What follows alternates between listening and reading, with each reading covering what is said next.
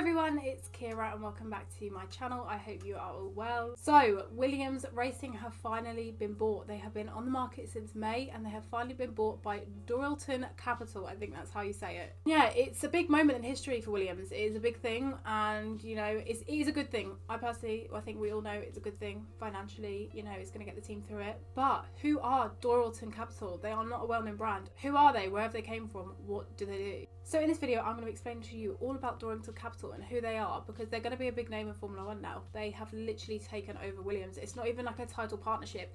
They now own Williams Racing. So we need to know who they are. So that's exactly what I'm going to do today. I'm going to talk you through who they are, what they do, other brands that they have now taken ownership for, and stuff like that. So before we get into this video, if you do enjoy it, please give it a big thumbs up and do not forget to subscribe down below to my channel. But yeah, let's just get started on who these people are. So yesterday it was announced that Williams had been bought by Darlington Capital, and I think I'm saying that name right, but I'm not entirely sure, so if I am saying it wrong then sorry. But it was announced yesterday that they have been bought. It was massive news. We weren't sure, you know, if anybody was even interested or if anybody was investing, but apparently they were. And it was estimated that they had been sold for $136 million.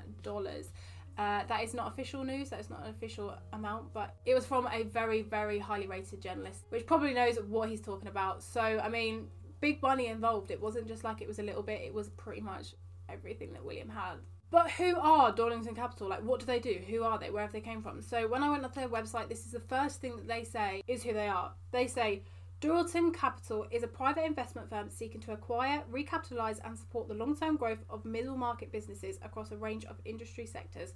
We seek controlled situations and prefer to partner with incumbent management to create value over the long term.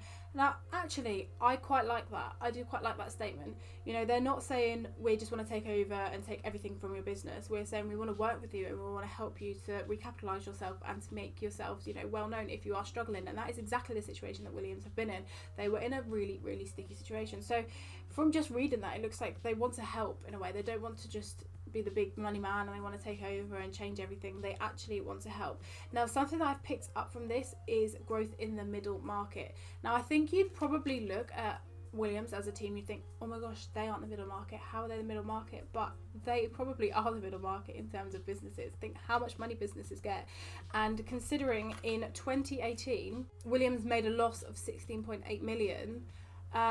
This is a big thing for this company to take over, because they say that they want to take over new platform companies with a EBITDA, which is like the expected, I think it's the expected gross income, but I don't know, between 4 million and 25 million. So they are trying to balance in between, but obviously we know that it's weird because Williams have lost so much money, but at the same time they're worth so much money. So I'm not really sure about the money side of things. I'm not very good into that, but I would probably say that this is the right target. I feel like people would look at Williams as a bigger company than a middle market, but I think they may just be middle market. So another thing about Darlington Capital is that they are from New York. They are American based, and actually looking at all of the companies that they have taken over or that they work with, they are all from America. Every single one of them is from the States. They kind of are doing things mostly around mechanical type of things and the repair service industry. They do have things in the health service as well, and also things in cleaning, I think. But the main thing is the repair service. So I can see why they want to come into Formula One, because I can tell that, you know, it is that side of things. Obviously with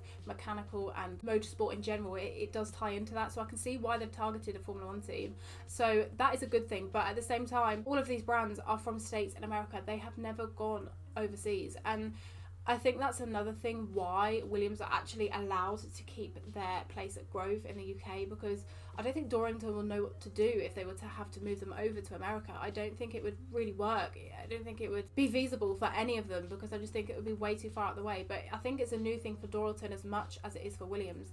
This is the first company, from what I can see anyway from researching, that they have actually taken over a company which isn't from the States. Yeah, as I just mentioned there, Williams are actually allowed to stay in Grove, which is really amazing, and they are also allowed to keep their name and their livery and stuff like that. So the actual foundations of the team is the same. It's not going to turn into Darlington Capital Racing or anything, and that's what I love, and I think that's what I kind of got from their main like portfolio is they want to help these businesses grow. They don't just want to take over. And I love the fact that we can still keep Williams. And that's what we want. We want someone in the background to help them financially, but we still want to see Williams on track. I mean, hats off to Darlington Capital, because that's really good of them to do that. Not many businesses will do that at all. So one thing that Darlington Capital have also said is that they work actively with existing management teams, recognising that long-term business success is a result of a team effort.